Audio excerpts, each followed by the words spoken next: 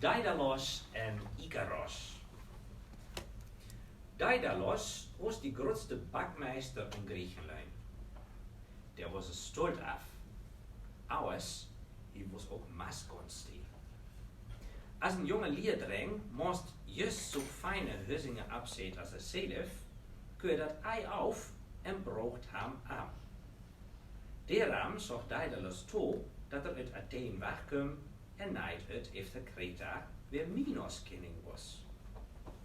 Die was vernijd dat er zo'n voorname bakmeester vond en zei to hem: "Du muist een boek to Minotaurus brengen."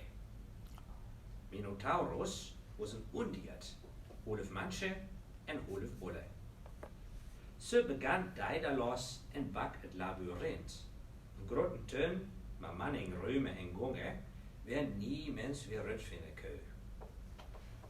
Als er klaar was, zei Minos, ouder met te vrezen te hem: "Dat heeft ei weder morgen keut, Daidalos. De meeste wensje wat du weet.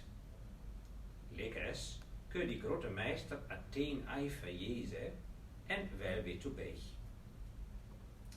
Als Minos dat hield, leed er zijn dote dijen nacht oude Daidalos wagen, om hem auf het eiland te hulen. Wanneer wij ei oude leun en ook ei oude worden kunnen, dan gaan wij man vliehen, zei Daidalos tot zijn zoon Ikaros. Ging bij en sommel federen en leidden daarbij een ouder af een grun. Daidalos bunst te open met zekerbien en dubbet de kele een heet was. Zodat mogens fjouwer wengen en bunst een ouder af een schulleren. U is thuis een maalman dreng, zei het taartje.